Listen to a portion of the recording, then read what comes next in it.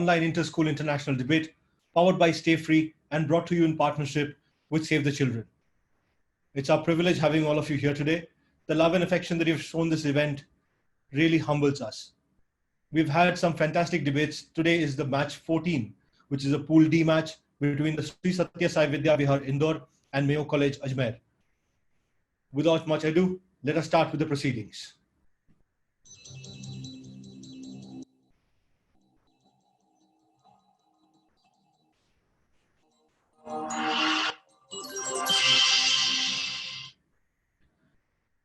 So ladies and gentlemen, today we have two schools, one from Indore, another from Ajmer. We have two teachers from each school acting as the adjudicators for the respective schools. We have Mr. Burrett with us as the new adjudicator. Mr. Burrett retired from the illustrious Doon school in Dehradun after 44 years of serving in education across various institutions. He served the Doon school in various roles as the housemaster, dean of activities, dean of student welfare, and finally retired as the deputy headmaster.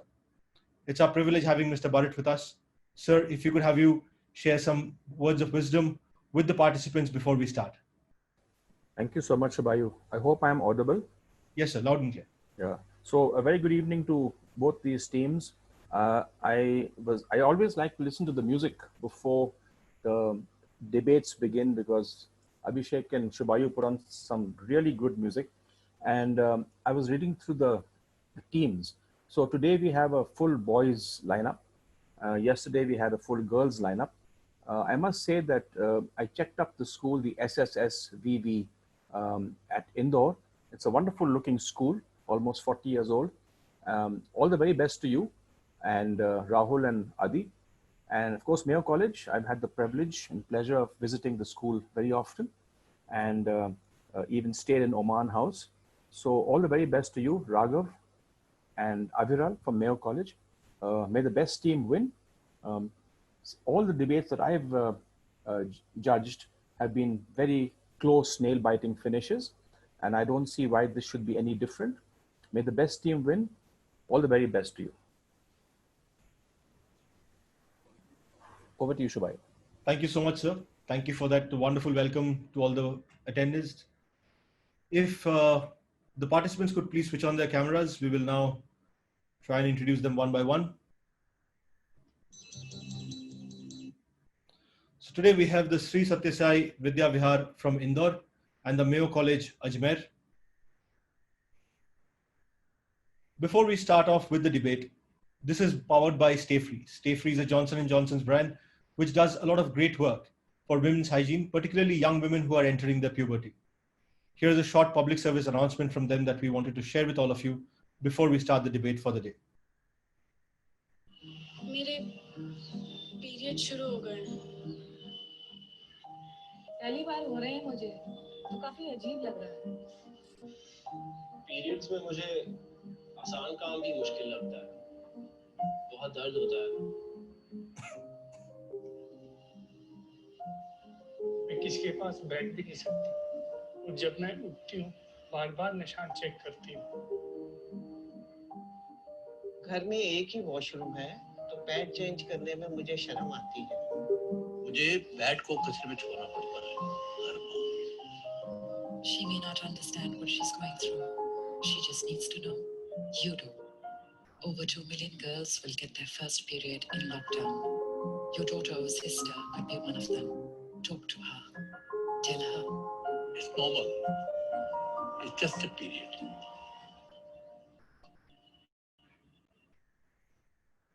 Well, after that wonderful message, it is now time to introduce the topic for the day. The topic today is This House believes that international tourism is more a threat than an opportunity. International tourism is more a threat than an opportunity. We have two students going for the motion and two speaking against. Here are the two teams from Sri Sathya Sai Indore. Ms. Bhavna Mulani would be the adjudicator. Rahul is speaking for the motion and Adi speaking against the motion. I hope I'm getting that right. In case the orders have changed, please do let me know right away. From Mayo Ajmer, Dr. Achaldeep Dubey is the adjudicator. Raghav is speaking for the motion, while Aviral will be speaking against the motion. Here is the order that we'll be speaking in. We would start with Rahul speaking for the motion, followed by Aviral going against the motion, followed by Raghav speaking for the motion, and finally Adi speaking against the motion. I hope all the judges have access to the scoring sheets.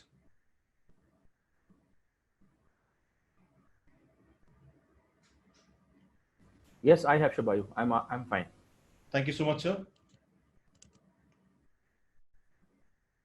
Yeah, same here. I'm fine with the sheets and everything. Thank you. Thank you so much, Dr. Dubey. Shubhda ma'am, I can see you are active on the sheet. I understand that between you and Ms. Mulani, any one of you will be filling in the scores. Yes, I think. Yeah, can you take me off, Shubhayu? Mrs. Mulani will be doing that, No, I think. Shubda ma'am, you have the sheet with you, so I think it's better you stay on because I don't. Yeah, but then this laptop I'm not able to. I'm so sorry, Shubhayu, for this, but my laptop has conked off. That is why we had. Sorry to everyone. Can we please have Mrs. Mulani? Is it possible for you to send her the sheet immediately? I've sent you the mail address. Sure. Ms. Mulani, if you could check your email, on your Sure. Gmail, there should be a link to access the sheet. The one with the Gmail. Yeah. Okay. It'll just take me a minute.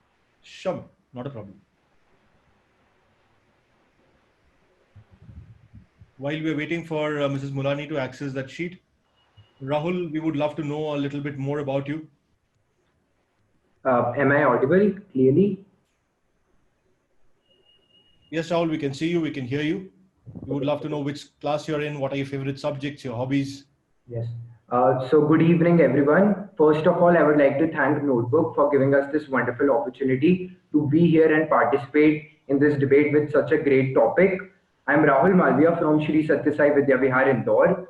I'm an 11th grader who has taken humanities as his stream. I love history, politics, and I'm really interested in cricket, both playing it, watching it, following it, everything. So that's just me in a nutshell. Wonderful, Rahul. Just give us a couple of minutes. We'll just get the scoring sheet sorted and we'll be on our way.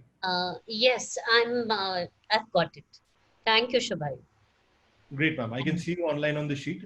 Yes. All right. Thank you so much, Shubhayu, and sorry for this last minute glitch. Happy to help. All right, Lahul, if you are ready with your arguments, we will start your 5 minutes now. Since the last 5 months, people all over the world are stuck inside their homes. A minuscule virus named COVID-19, which originated in China, has spread to the whole world rapidly. Have you ever wondered how? The answer is international tourism. Good evening to one and all present here. I'm Rahul Malviya from Shri Sathya Sai Vidya Vihar, Indore, and I'm here to speak for the motion, international tourism is more a threat than an opportunity. Since it's such a vast topic to discuss, I'll put forth my views in 3 broad categories. Starting with number 1, international tourism is a threat to human lives. Let me remind my worthy opponents of the tragic day of September 11, 2001, the day when 19 people claiming to be international tourists hijacked 2 American planes and crashed them into the World Trade Center in New York, killing thousands of innocent people present there. Just like that, even today, terrorists and militants are able to move freely from one country to another without getting caught or recognized just by acting as tourists. And it's not just terrorism, but other severe criminal activities such as drug smuggling, human trafficking, and transportation of illegal arms and ammunition, which are indirectly facilitated by the international tourism industry, particularly in regions with open borders, such as the one between India and Nepal, or in the Schengen area of the European Union. Coming to point number 2, international tourism is a threat to regional development. I'm sure most of us present here are familiar with the concept of brain drain. It's when a country invests in its population but receives very little in return because a huge bulk of its citizens move to other countries. In India, in 2017, 17 million Indians were living abroad for work-related reasons. Just imagine how many worthy scientists, doctors, engineers, and leaders India has lost at the hands of international tourism.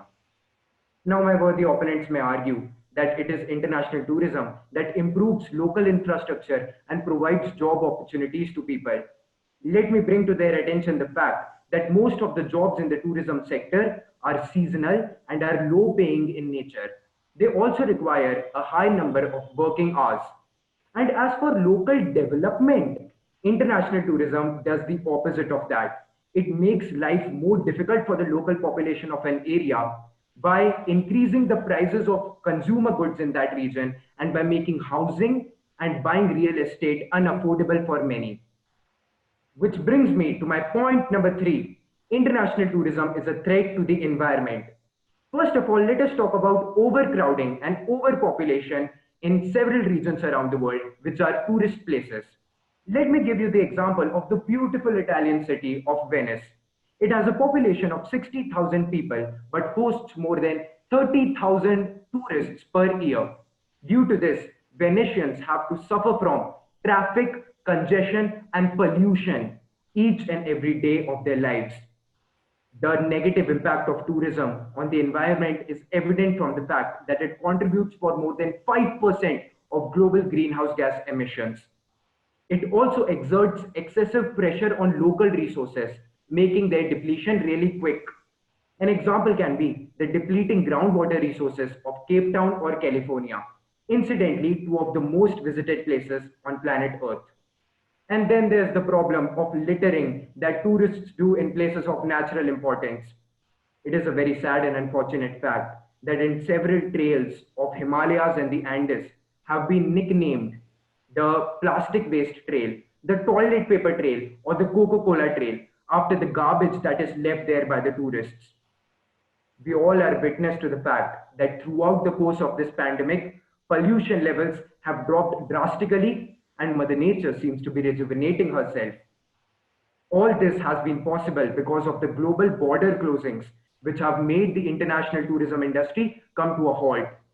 Let us not go back to square one once this crisis gets over. It's time for us to accept and acknowledge the fact that international tourism is not an opportunity but a threat to humanity, a threat to regional development, and a threat to the environment. It's time for us to reform our tourism sector. It's time for change. Thank you, Sairam. Back to the moderator, sir. Well done, Rahul. Fantastic. Brilliant openings round. Let's see how the judges are scoring you. Judges, you have access to the scoring sheets. If you could please fill in your scores. Rahul is on the leftmost column on your sheets.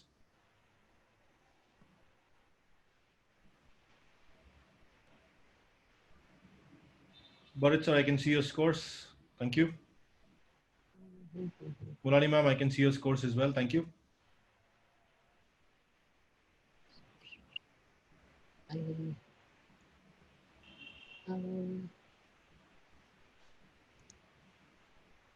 Dr. Dubey, I can see your scores coming in. Thank you. Rahul, give us just a couple of minutes and we'll have this ready. While this was very well prepared, I'm sure you, like most of us, are also dying for some tourism to happen after all this lockdown gets over.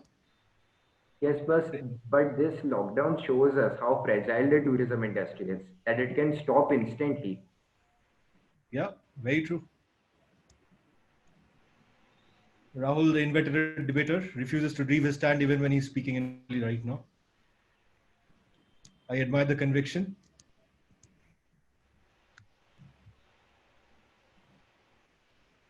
Burrett, sir, we have the score. Thank you so much. Can I take that as final?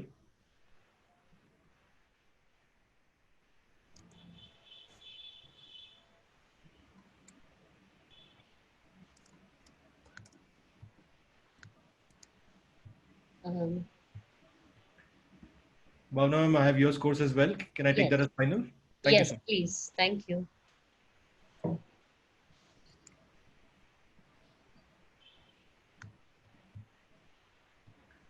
Dr. Dubey, the score in row 9, the use of rebuttal, we'll fill that in after the rebuttal round, please.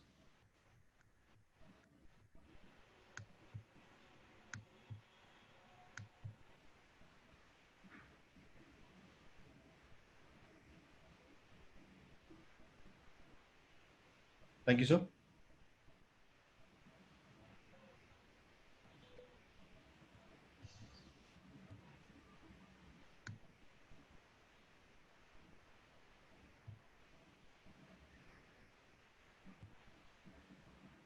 So may I take that as your final score? Dr. Dubey?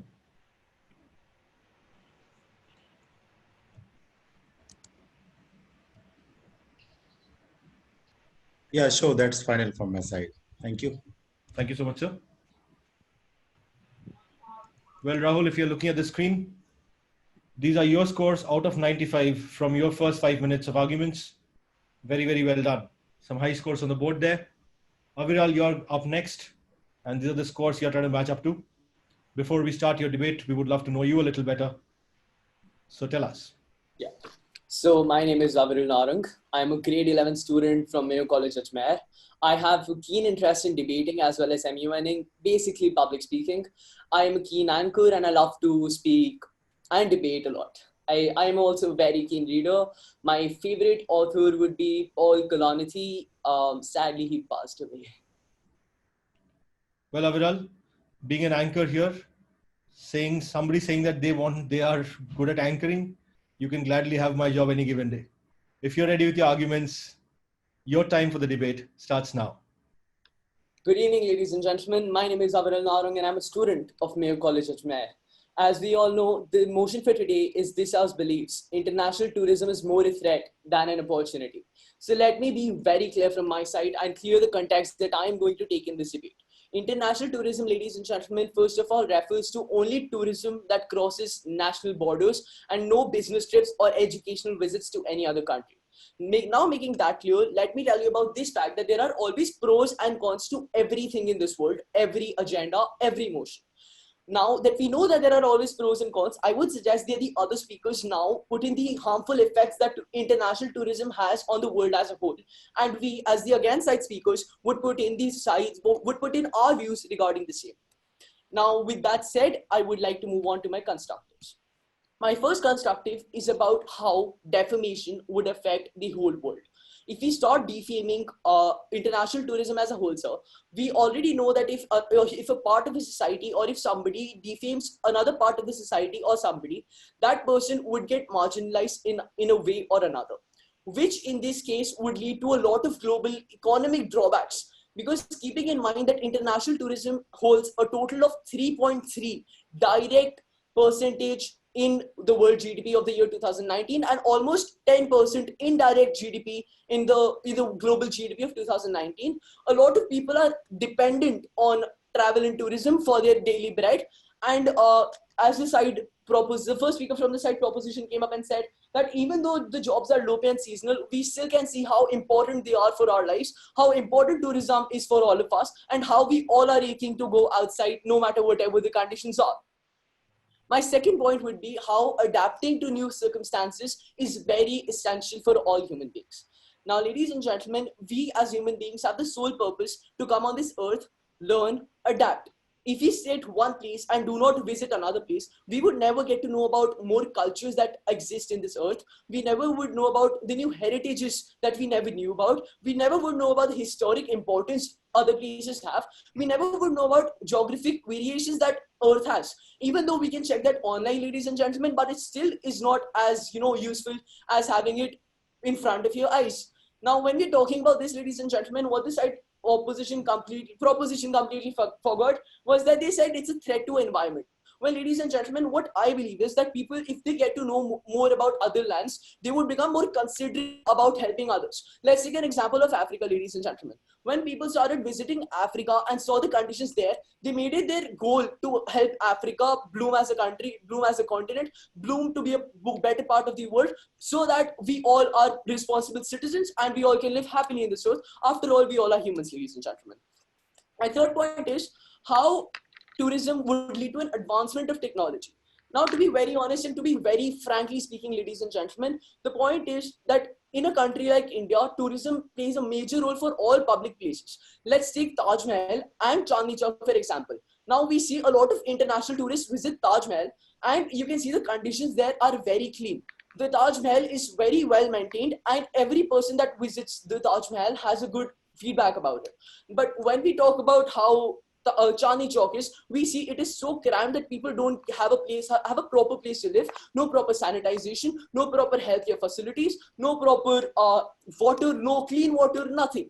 So whatever that we boast about, ladies and gentlemen, even though Chandni Chowk has a really major part in the history of India, yet it is not so famous because a lot of tourists don't go there, even though it has a lot of cultural impact in the world. I would also like to talk about how globalization has a very key issue in this world. Now, ladies and gentlemen, that we're talking about globalization, we need to understand that globalization is pretty much important for everyone, because if we do not visit other places, we never get to know what they have to offer, how their stock markets work, how their education systems work, how their ethos are, how their heritages are, what they do for their festivals, how they celebrate their birthdays. And to be very honest, I believe that all these things are very interesting to know about.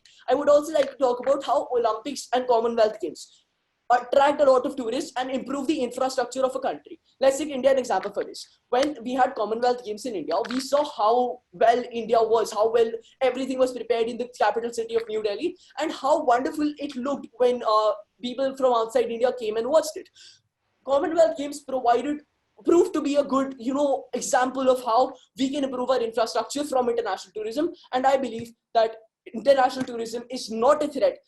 Rather, it is an opportunity for everyone to bloom to the best that they have and explore themselves. Thank you, sir. Well done, Aviral. Some brilliant arguments, and I loved your pace. You knew you had to cram in a lot of arguments within 5 minutes. Very, very well done. Let's see the judges' scores. Judges, you have access to the scoring sheets. I can see the scores coming in.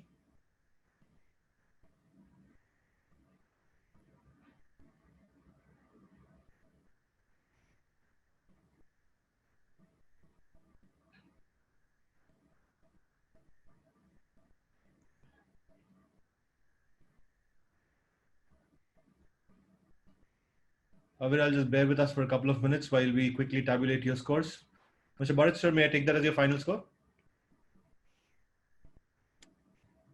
I'm just making one correction.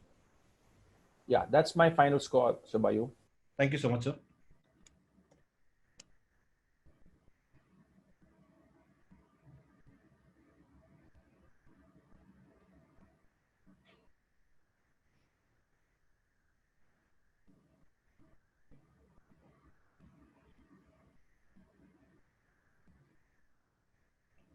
Bhavna ma'am, is that your final score? Yes, Shubhayu, that is my final score. Thank you. Thank you.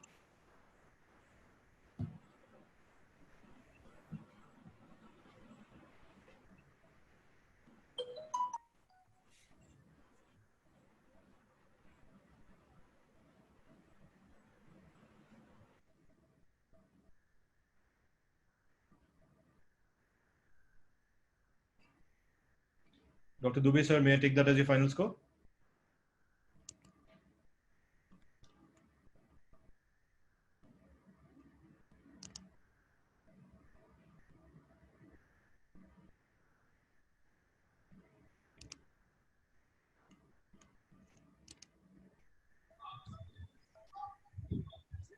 Yeah, that's final from my side, Subhayu. Thank you so much, sir. Welcome. Aviral, wonderfully done. And if you can see the screen, these are your scores out of 95 up on the screen now. Well done. Raghav, you're up next. You are going for the motion. That is, you believe that international tourism is more of a threat. We would love to know you a little better before we hear your arguments. Very good evening to everybody here. My name is Raghav Ranawat and I'm a student of grade 11 Mayo College. My hobbies include playing the violin and playing basketball, which I love as a sport. And otherwise, I've opted for humanities in my grade 11. I also do a lot of public speaking, but I am generally more involved in MUNing than debates. Although I think that the concept of debates are really contemporary and really helpful at this point of time, but I enjoy doing both. So yeah, that's all. Great, Raghav. If you're ready with your arguments, we will start your time now. Okay, thank you, Chairperson, for the recognition. So first of all, let me clarify one thing. the House nor the burden of proof have been set by both the first speaker and the second speaker. As my duty, I will set the House first. The House is the rational people of the world, and the burden of proof today lies in the side proposition, where the burden of proof is the guidelines based on health concerns in the status quo. I repeat, the status quo are non-fallible to traveling in today's world. So first of all, let me come up with my first constructive. The first constructive is clearly how COVID has started because of international tourism, as pointed out by my first speaker, and how it has ripple effects. So considering the fact that COVID-19 started due to international tourism, let us recognize some more problems that come with international tourism first. So first of all, let me realize the countries which are free, are totally, completely free of COVID-19 or are at a minimal stake of having COVID-19, they will be exposed to COVID-19 thereafter. It is because of the fact that we have not maintained proper infrastructure development goals. We have not maintained proper international tourism goals. That is why at this point of time, in this context, at this specific period of time, international tourism is more a threat than an opportunity. Let me define the word tourism for you. Tourism definitely means travel for business or pleasure. The word threat means cause damage or danger, and the word opportunity directly means a chance for employment or promotion. Now, coming to my second constructive. The second constructive notices how the safety concerns for traveling is more than today's perspective. So, coming to the second point, rapid spreading is what will happen if international tourism continues. It is not a debate about how terrorists or violent non-state actors are going from one place to another. It is a debate about how in the status quo, how in this period of time in the COVID-19 pandemic, our world can be affected because of the whole fact that international tourism is getting promoted. So seeing its consequences, first of all, as an example, I'd like to give you. If you have a country such as Rwanda or a country such as New Zealand, which is not adversely affected by COVID-19 at this point of time, they will get affected and they will get affected badly first. Because after considering the fact that they've cleansed out COVID-19 of their countries and they've also repurposed a lot of testing kits in their countries to other logistical purposes and to help other countries, this will be a problem in their countries first of all. Second of all, considering the fact that the House today is the rational people of the world, we also need to realize the problems that the world will face. Coming to my third constructive, domestic tourism is, yes, better for the economy of a country than international tourism. Yes, international tourists spend more money than domestic tourists. But the catch here is, ladies and gentlemen, is that domestic tourists are more likely to go to places which aren't highlighted. As a matter of fact, as the second speaker said, that the Taj Mahal is so well maintained, and look at its aesthetic. It is maintained because it is the highlight. Considering the fact that economies have been hit very badly because of the COVID-19 pandemic, and also realizing the fact that there are a lot of sites in the whole world which aren't recognized. This is what is causing economic disparities in today's world, ladies and gentlemen, because of the COVID-19 pandemic, because of less highlighted places in the world, because of domestic tourism not being as revealed or not being as replenished as international tourism. This is a major problem that is causing poverty and economic disparities in our society. Coming to the destructives now. My first speaker said, and I quote, see, the Taj Mahal is amazing, it's aesthetic, but looking at Chandni Chowk, which has a historical relevance in our society, it is not as well maintained, contradicting their own statement. It is because of the fact that international tourism is prevalent in our society. Because of international tourism, we're not able to expand our thinking. We're not able to expand our limit, our reach of places which are actually worth going to. And this is a problem with the 21st century. Also considering the fact that the side opposition came up here and said that, you know, because international tourism does this, because international tourism does that, because it has more pros and cons, we also need to realize that when we weigh pros and cons, there isn't a certain metric for it. Ladies and gentlemen, the term metric here is also prevalent because of the fact, because of the three constructives, which is a rapid spread of COVID-19, a minimalization in domestic tourism, and also how a ripple effect is created because COVID-19 is prevalent in our society. Which brings me to the end of my debate. The only clarification here, ladies and gentlemen, by the side proposition would be that a house need to be set up, a burden of proof need to be given, which wasn't given by the side opposition. Also, there weren't clear definitions given. So as a matter of fact, the side proposition has provided their case with a proper house, a proper burden of proof, and also three constructives which actually prove more than pros and cons, and which actually do a lot of significant concern and also provide a lot of significant effort to what domestic tourism can do for our country. That's all. Thank you. Well done, Raghav. Clearly, MUNing is the more prevalent form of debating that you are accustomed to, but very well placed arguments. We hear you loud and clear. Let's see, have the judges heard you? I can see the scores are coming in.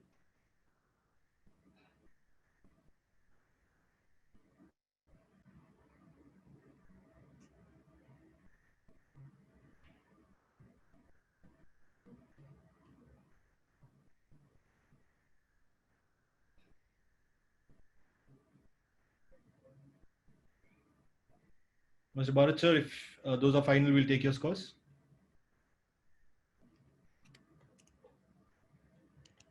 Yes, Shubhayu. Thank you. Thank you so much.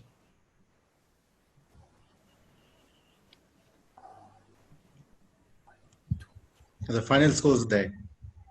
Thank you so much, Dr. Dubey. Thank you.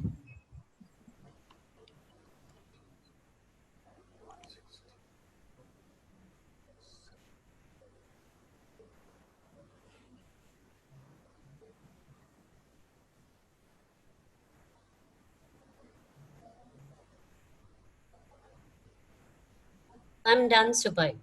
Thank you so much, ma'am. Thank you. So, Raghav, if you are seeing the screen, these are your scores given by the 3 judges out of 95. Well done. Remember, you still have 5 points more to come when we come around for the rebuttals.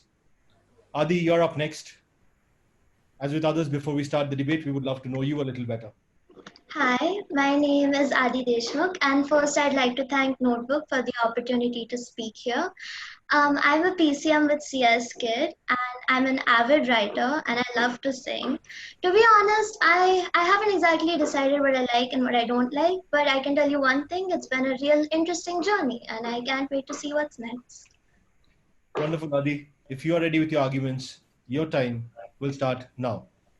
International tourism is more a threat than an opportunity. Clearly, the person who said this wasn't thinking about their next international trip, but trust me, I sure am. And if everyone starts to think this way and countries actually decide to heed it, a lot of people will be devastated. Because let's face it, if you or I were to jet off to Paris, Seoul, or NYC, we would be international tourists. And I don't think of us as threats.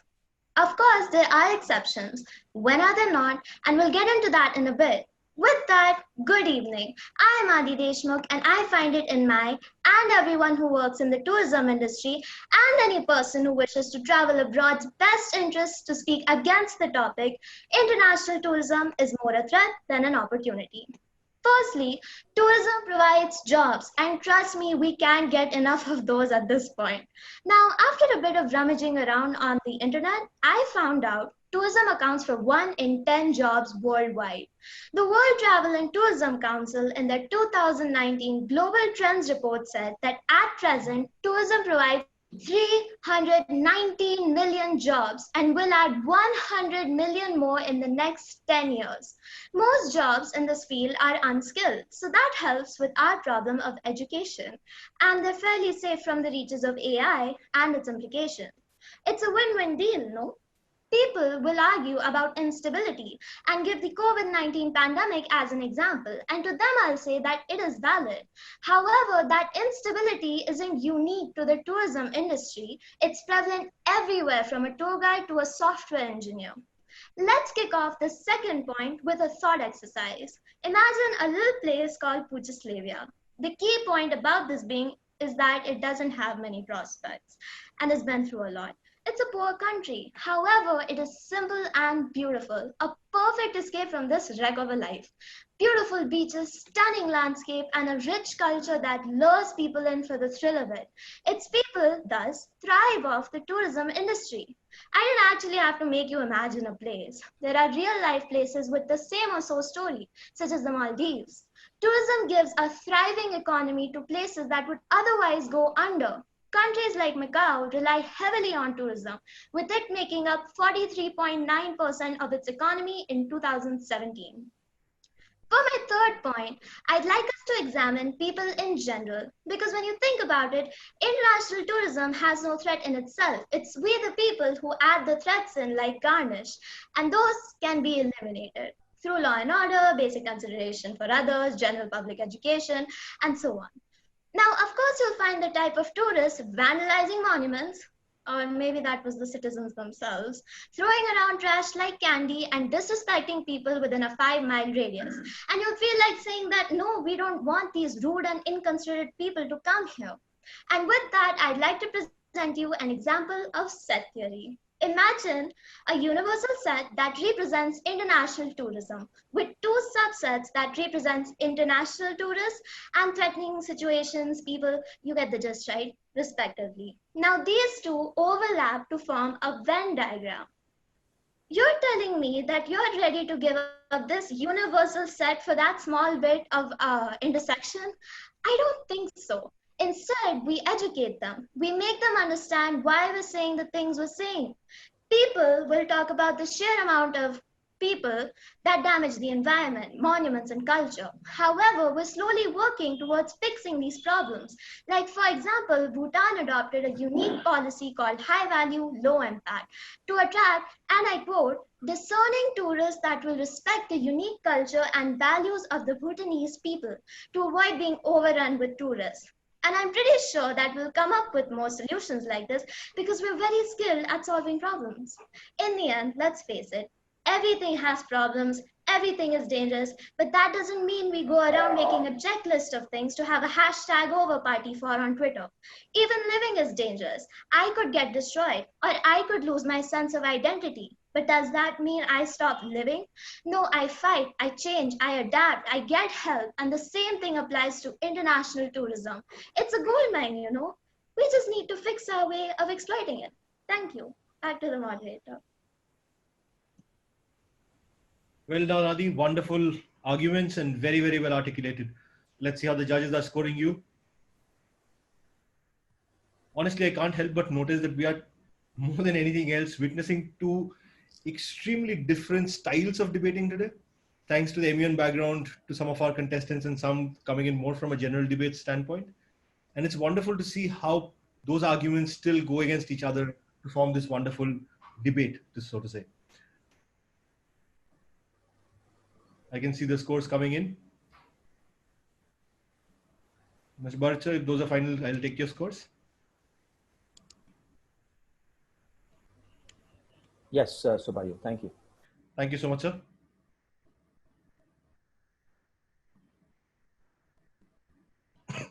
Excuse me.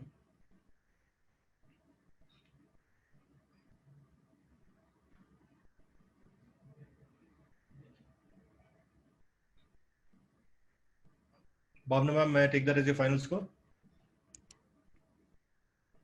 Yes, Shubhayu. Thank you. Thank you so much.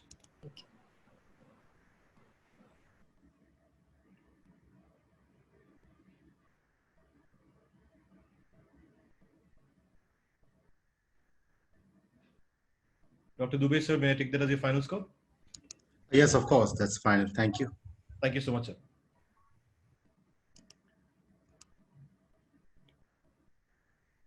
Well, Adi, the speaker before you loves basketball.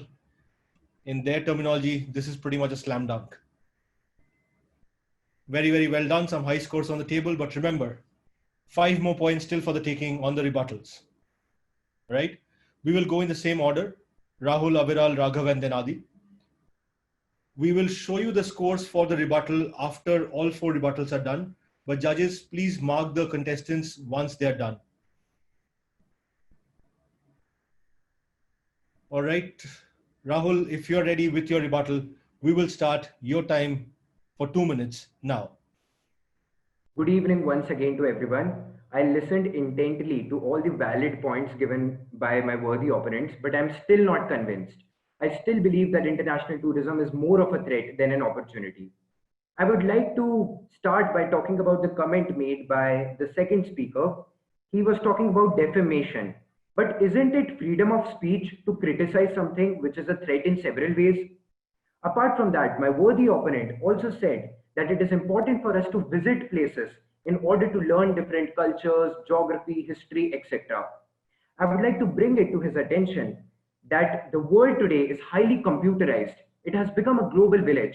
I don't think it is necessary for us living in 2020 to physically visit a particular place to learn about it.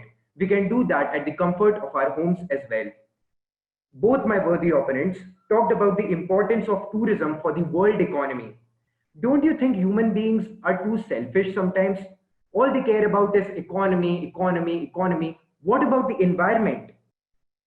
Even the fossil fuel industry is important for the global economy. So will we start supporting the use of fossil fuels next? My worthy opponent also talked about the job opportunities that are produced from the tourism sector. One of them said that 1 out of every 10 jobs produced in the world are from the tourism sector. But what about the job insecurity that is produced by the tourism sector? Let me give you an example of Iceland. Between the year 2010 to 2018, 25% people employed in the tourism industry of Iceland lost their jobs. Is this the kind of jobs we want to provide to the global population? I would like to end my statement here. I would like to once again repeat what I said earlier. International tourism is not an opportunity but a threat to human lives, a threat to the environment, and a threat to regional development. Thank you for listening. Back to you, moderator, sir. Well done, Rahul. Wonderful rebuttal there. Judges, if you could quickly put in Rahul's scores.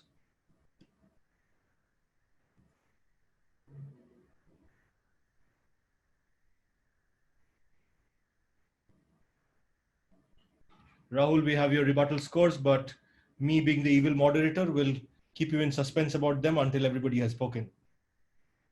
All right. After Rahul, it's Aviral's turn. Aviral, if you're ready with your rebuttal for 2 minutes, we will start your time now. So greetings once again. My worthy oppositions came up and said how international tourism is a threat to environment. What I believe, ladies and gentlemen, is unless and until we actually get on site and understand the facts, the things that happen, we won't be able to actually handle the situation. Because you cannot just sit at your computer and handle a crisis there. You just cannot sit at your computer and handle a water drought in Cape Town in South Africa. You have to go there and you have to do something about it. And talking about the water crisis in Cape Town, the first speaker came up and quoted that there are depleting water resources in Cape Town. But as much as I'm aware, sir, recently the crisis was solved by the South African government themselves. So this is clearly a way to just make a fool out of the audience here, because a lot of people would not be aware about that. I'd also like to talk about how international tourism is a threat to regional development. Well, I talked about how Commonwealth Games improve the infrastructure of the country, how when you talk about Olympics taking place in a country, improve the infrastructure of a country, it will eventually benefit the humans, not degrade their living conditions. In fact, if we increase our international tourism, all the areas in our own country, everywhere, will get maintained. And that is why I support that international tourism is important. This goes for the second speaker as well, when they came up and said that we were contradicting ourselves. We were not, sir. We were trying to tell you that what we try to do is that we increase our tourism so that more people come there. People get a better living chance. People get sanitized surroundings. People get clean water. People have better health facilities. That is what we believe is the most important. Environment too will get saved due to international tourism, sir. Thank you. Well done, Aviral. Taking on your opposition with some great points. Your opposition, the proposition. And let's see how the judges are scoring you. I have the scores for your rebuttal. Well done. Let's now move over to the next speaker. Raghav, you're up next. If you are ready with your rebuttal points, we will start your 2 minutes now. Thank you, Chairperson, for the recognition. Clearly seeing the facts, the side proposition has ignored all rational points. When first of all, the first speaker comes up here and says that, because we have certain highlights, because we have the Taj Mahal, these areas are glorified, we'll have more development. Sir, are you forgetting about other parts of India which aren't developed as much as Agra? Are you aware that because Agra is one of the seven wonders of the world, that is why it's glorified, and that is why other parts of India aren't covered completely? But why do we even cover that? We are sitting in a comfortable home with having a coffee and watching the world getting destroyed outside. Not a problem. This is what creates a slippery slope. I will explain to you what the slippery slope exactly contains. First is less investment in areas which are potential tourist destinations. And because of less investment, we have uneducation in that area, which is the prevalent disaster threat, which is because of the fact of less investment. Again, now this uneducation problem here, this in itself is creating destruction to our economy, to our people, and to our children. I will relate this directly to your arguments. How is this destruction? This is destruction because your unequal, your very irrational development is very limited to places. Again, you talked about Olympic Games and Commonwealth Games. Let me remind you of the Rio Games. So do you remember what happened after the Rio Games? Or haven't you looked at the facts? Do you remember the slums were covered up by walls? Do you remember that people were evicted of the houses in the names of development? Do you also remember that people were forced to flee their houses because of the Brazilian government's very ruthless action against those people? Let us come to the first speaker. The first speaker talked about Maldives. Ma'am, are you forgetting the fact that Maldives are sinking because of international tourism and because of tourism being very irresponsible? Let us talk about the general public. The general public does not have all the rightful education that they need. There is unequal development again, which is causing a global threat. Also, you talked about Bhutan. Ma'am, have you seen the population of Bhutan? You compare that to a country like India or China. Do you see that if you rationalize properly, you will see the facts that Bhutan can be controlled in a very easy way and India cannot. India's sectors lie on different things and Bhutan's sectors, economies lie on different perspectives. That is all from my side. Thank you. Well done, Raghav. For a second, it looked like you might just take off. But very, very well rebutted. Judges, if you could please fill in the scores.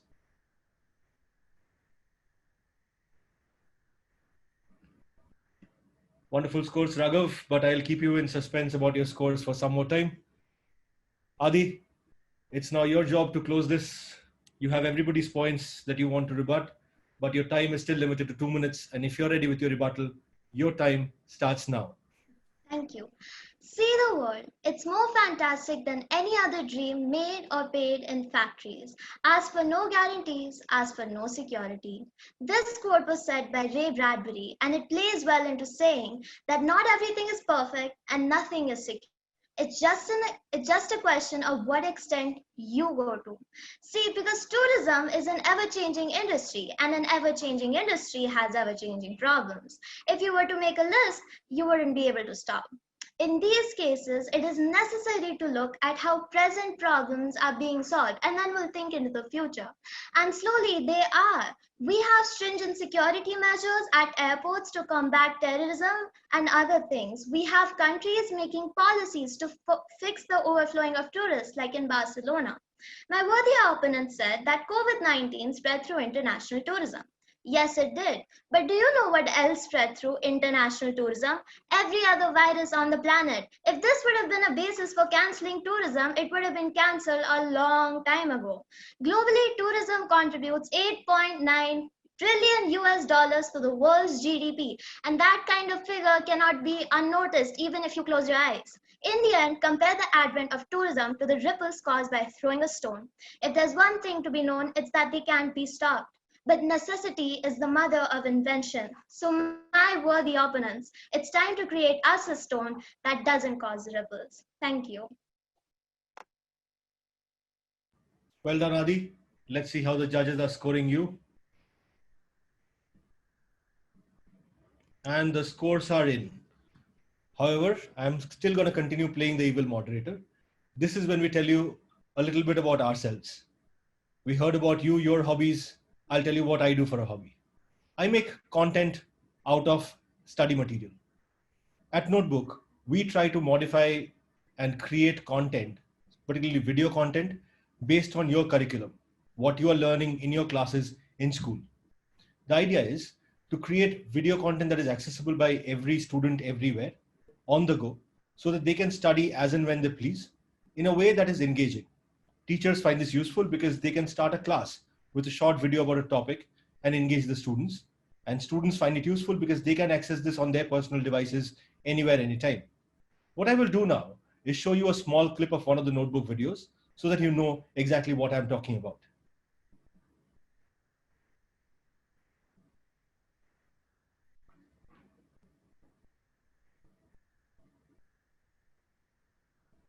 Hello everyone. Today we are going to have a look at the poem The Tale of Custard the Dragon by Ogden Nash. Before we move on to the poem, let's learn a few things about our poet. Frederick Ogden Nash was born in Rye, New York on August 19, 1902. Nash's poems are satires written in light-hearted tone. His poems first started appearing in the New Yorker in the 1930s. His first collection of published poetry was Hard Lines, issued in 1931. Nash delivered lectures at colleges and universities while touring the world and made guest appearances on comedy and radio shows. His humorous poems and ballads are very famous, and he also wrote lyrics for Broadway musicals like One Touch of Venus. Let us now begin with the poem. The poem we are now going to discuss is a ballad. Before analyzing the poem, let us first understand what a ballad is. Ballad is a song or a poem that tells us a story. This poem is a comical ballad which is very close to a parody. A parody is an imitation of the style of a particular writer, artist, or genre with deliberate exaggeration for comic effect. In the first stanza of the poem, we are presented with the character Belinda, who lives with her pets in a little white house. She has a black kitten, a grey mouse, a little yellow dog, and a little pet dragon. She has a red wagon she uses for going to places. Belinda lived in a little white house with a little black kitten and a little grey mouse, and a little yellow dog and a little red wagon, and realio trulio little pet dragon. As you can tell, this sounds like a nursery poem. Nash repeats words and uses the AABB rhyme scheme in every stanza. When we read out the stanzas loud, we find that the stanzas mirror each other in rhyme scheme and pace. The pace is almost like the galloping of a horse. Now, the name of the little black kitten was Ink, and the little grey mouse she called her Blink. And the little yellow dog was sharp as mustard, but the dragon was a coward, and she called him Custard. Custard the dragon had big sharp teeth and spikes on top of him and scales underneath. Mouth like a fireplace, chimney for a nose, and realio trulio daggers on his toes. The second stanza of the poem introduces us to the name of her pets. The black kitten's name is Ink, the mouse being little is known as Blink, the yellow dog is called Mustard, and the cowardly dragon is known as Custard. In the third stanza, the narrator tells us that the dragon had big sharp teeth, spikes on his back, scales beneath his belly, and dagger-like toes. He also had the ability to breathe fire.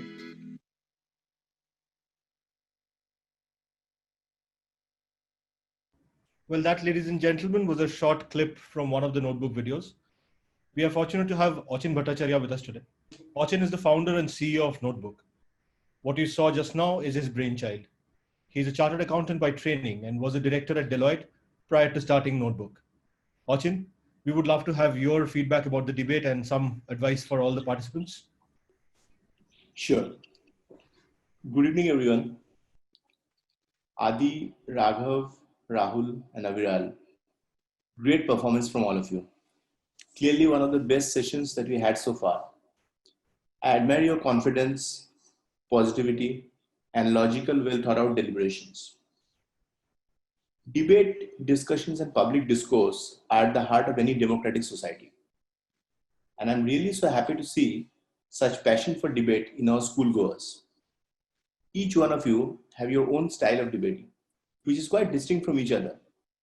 But what all of you are connected is by a common purpose of promoting the art of public speaking. Always remember that in our day-to-day lives, whenever we debate with our fellow citizens, and that's quite natural, right? That's inevitable. But the objective is not to find out who is right, but what is right.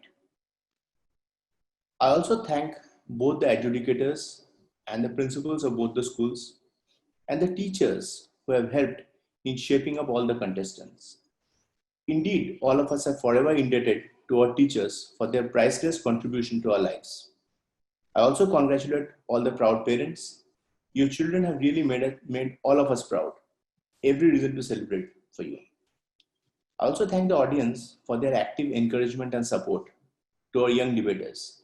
It's important to come together as civil society during this hour of pandemic and keep the spirits of our children high. We at Notebook are extremely humbled at being able to host 0 Hour for Education for students and Together for Education webinar for esteemed educators and parents.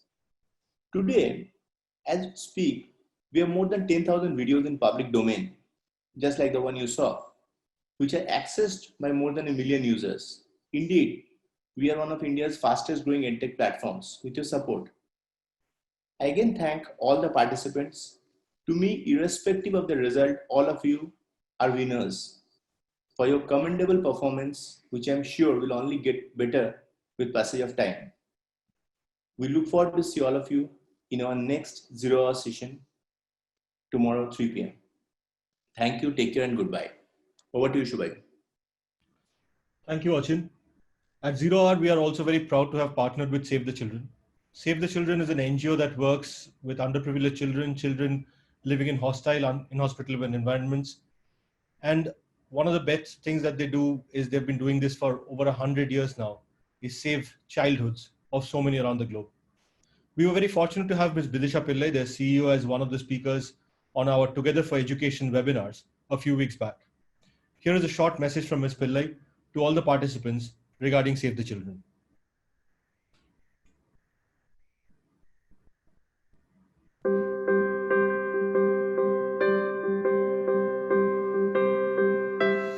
Save the Children was born in 1919. 100 years is not a milestone that many organizations or individuals can claim to have reached. And for us, it's been a tireless, relentless journey to ensure that every child has access to their rights. Every child has a voice. But when we look back at 100 years, because 100 is also a time to reflect, we wonder what it would be like to live in a world where children don't need to be saved. Perhaps we could live in a world where Save the Children does not need to exist. And so as we look at the future, we envision a world which is much kinder to its children. A world in which children no longer need to be protected from violence. Where children are not needlessly dying before they turn 5. Where every child is going to school, is learning, is playing, and is on that path towards fulfilling their full potential. As we turn 100, we pledge to work towards that future of a much kinder and brighter world for children. Every day, every hour, every minute, we will continue on that path. But we also know we can't do it alone. We want to work closely with the communities, with our partners, with the government, and most importantly with the children themselves. They are going to be the change makers of tomorrow. Children like Onuyara, like Rahul, like Salman, like Mamta, they are the ones who are breaking gender stereotypes. They are challenging social norms, and they are changing the world and the lives of themselves and also children around them. We pledge to continue working with them, alongside them, to ensure that every child gets the right start. I'm Vidya Pillai, and I invite you to join Save the Children in our commitment to ensure that every child gets the right start.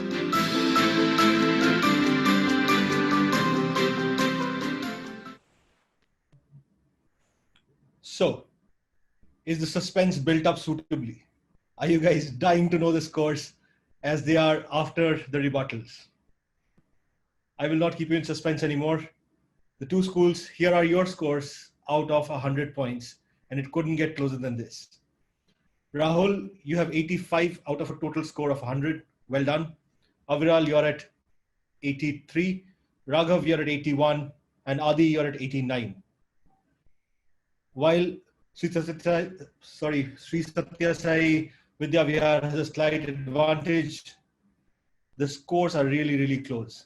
And this is where the audience comes into play. Between the two teams as it stands now, Sri Sathya Sai Vidya Vihar from Indore has two speakers at 85 and 89, which brings that average score to 87. And Mayo Ajmer, your scores are 83 and 81, bringing your average score to 82. The difference is 5 points. The audience gets to choose the speaker of the day. One of you four will get chosen by the audience as the best speaker for today. And the school that you belong to gets 25 additional points. So clearly, this is the part where the decision is getting made. Audience, this is where you have a huge responsibility of deciding which school wins today's very, very tightly fought debate. You will see a poll on your screen now. Once the poll starts, you will have 1 minute to cast your vote in favor of any one of the speakers. The school that the speaker belongs to gets 25 additional points. The vote will last for 1 minute, so you'll have to cast your vote within a minute. If you're looking at your screens, the poll should come up now.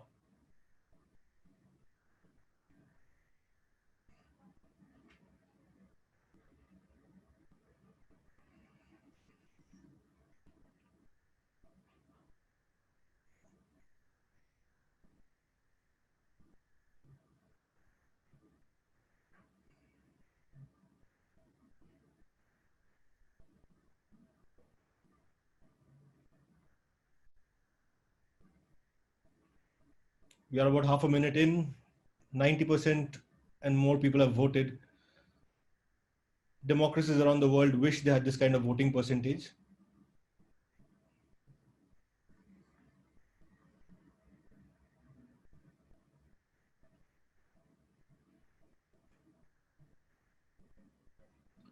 We're down to the last 5 seconds. And I shall end the poll now. These, ladies and gentlemen, are the results. Rahul with 19%, Raghav with 10%, Aviral with 21%, and Adi Ransar with that vote at 50%. You are our speaker of the day, which gives Sri Sathya Vidya Vihar from Indore those 25 valuable extra points. While I tabulate the final scores and finally announce the winner, I would invite Mr. Philip Burrett once more. Sir, you and I have just witnessed a fantastic debate. I'm sure you will have some advice to give to all the participants, especially the speakers. Yeah, thank you so much, Subayu. Yes, I agree with Achin. It gets better and better from here. I don't know where this is leading. I have judged so many debates in my long career as a teacher, but I can tell you this debate is one of the most exciting. I look forward to it, and I tune in over here about 15 minutes before the debate starts. It's wonderful. It's really wonderful. Rahul, you said you would want to get into politics. So I think it's a line for you. You'd make a superb politician because, you got such a wonderful way of convincing people. You were so logical, so measured, well done, son. Excellent. Adi, my apologies. I thought you were a boy. I'm not very good at names, but you were a girl amongst the 4 boys. And let me tell you, you held your own against the lads. You were also the only science student amongst the foursome. And I could see that because of the Venn diagram and other scientific references you made. Raghav, you are extremely fiery, animated, charged up. I loved your energy. You also analyze the topic very, very, substantially. And Aviral, with your love for MUN and public speaking, which came out very, very obvious. You have, these are life skills. Public speaking, as Achin said, is a life skill. It's going to stand you in good stead in whatever you do, So I love the debate. I learned a lot. I also learned that travel is different to tourism. This thing was tourism. It wasn't just travel, as Aviral brought out very clearly. And yeah, so with that, I look forward to more debates. Very well done. I don't think there are any losers here. I was a bit surprised at some of the scores, the low scores that some of you all got. I was wondering whether some of the judges had maybe connectivity problems and had lost out on some of the points we're making. But I think this debate, you were all in the 90s, from as far as I'm concerned. So very well done, and over to you, Shubai.